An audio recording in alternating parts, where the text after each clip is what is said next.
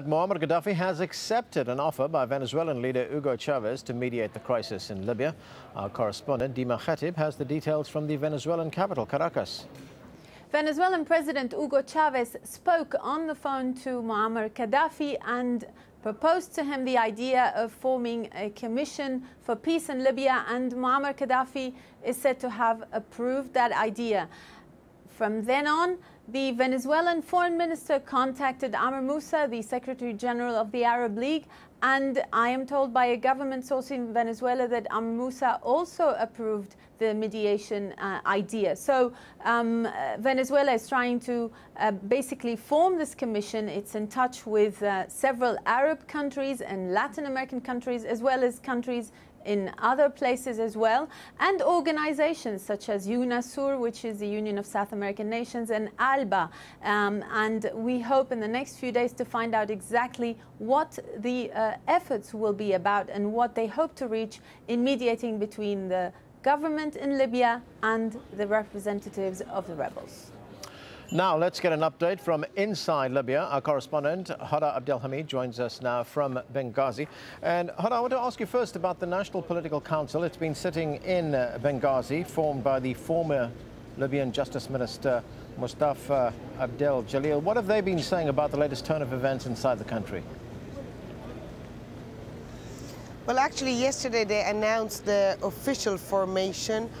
They say that they will be running the civil administration of the country. But mainly, I think you get a feeling when you speak to them is that they want to be a point of contact with the international community.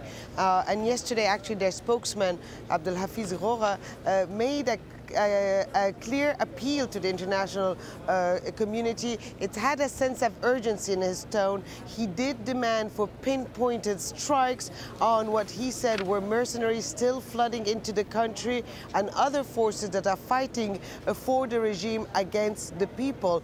He also called for a no-flight zone. I think there is a feeling here that that needs to happen sooner rather than later, even though they keep on underlying all the time that the international community should stop short of intervention on the ground. They say they don't want to see any foreign soldier on the ground, but air support is something that would give the people here a sense of safety.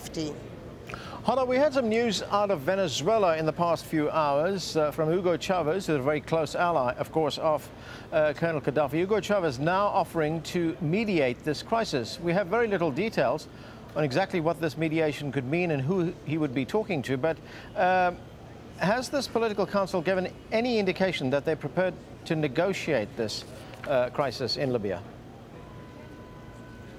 Well, I did ask them specifically if they had any kind of, if they did talk to the international community, and they said they didn't. The overwhelming feeling and the message that is always coming out is that this is no time for dialogue anymore.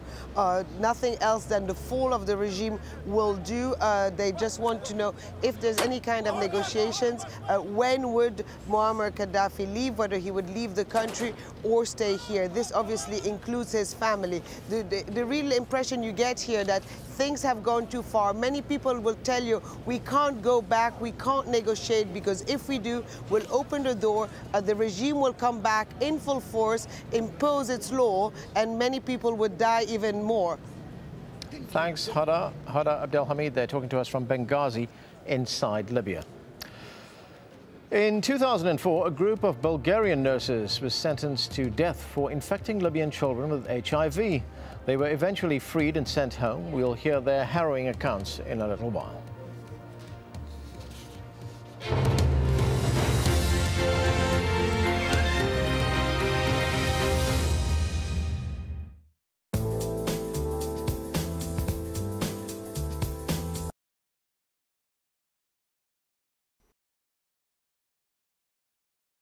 Hello again. For the States, it's been the western parts where we've seen the wettest of the weather recently. On the satellite picture, you can see the cloud here all piling its way in from the Pacific. California there has certainly seen an awful lot of heavy rain. Now, there will be more wet weather for us as we head through the next couple of days, and it's going to stay quite cool as well. Looks like LA there will be at best getting to 16 degrees, and that's 61 in Fahrenheit. Meanwhile, further east, the temperatures here are cooling off as well. A top temperature of 0 there in New York, a very cold day. and for Washington, D.C., we'll be struggling to around 5. Now, a bit further south, and here for some of us, there's big news because it does appear to be stopping raining. From Nicaragua down to Panama, it's been very, very wet over the past couple of days, but now the clouds are beginning to ease a little bit.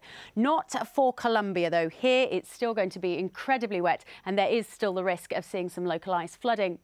Up towards Europe, and here for most of us it's quite quiet, but it is now getting a little bit milder, so higher than we have been in Moscow, up to around -5 degrees I think for Thursday, and for London up to around 9. The wet weather though, that's still across the Mediterranean. It's very wet for many of us at the moment, but it is moving away from Algeria and Tunisia, so here it should be a bit drier.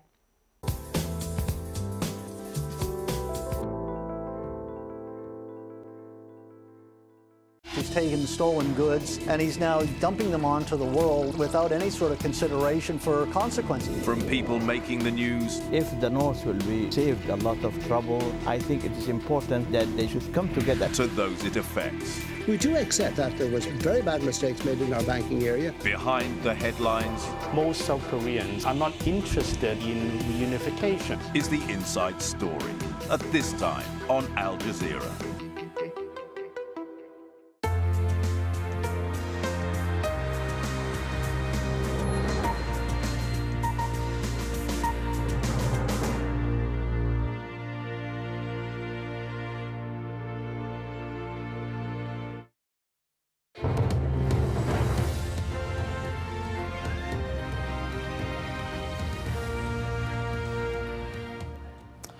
You're watching Al Jazeera, a reminder of the very latest on the uprising in Libya.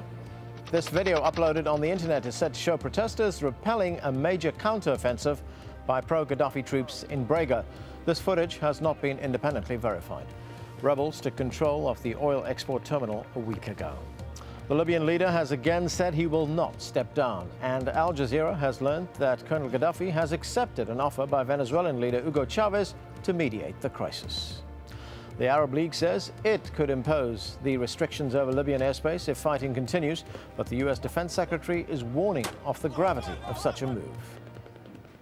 In 2004, 5 Bulgarian nurses were found guilty by a Libyan court of deliberately infecting hundreds of children at a Benghazi hospital with HIV. They spent years on death row before finally being freed and sent home in 2007. Sonia Gallego spoke to the nurses, who have always maintained their innocence and say they had been tortured into confessing. It was an ordeal she will never forget. 3.5 years have passed since Valia Chervenyashka and 4 other Bulgarian nurses were released from a Libyan prison. All of them accused of deliberately infecting hundreds of children with HIV. A claim refuted by several foreign medical reports who said that poor hygiene and reused syringes were the most likely cause of the infection. But it took 8 years of legal wrangling and torture before they were allowed back to Bulgaria. Today, working as a pediatric nurse in a northern Bulgarian town, Valia Chervenyashka has put the torment behind her, but she still bears the scars of her time as a prisoner in Libya. In the jail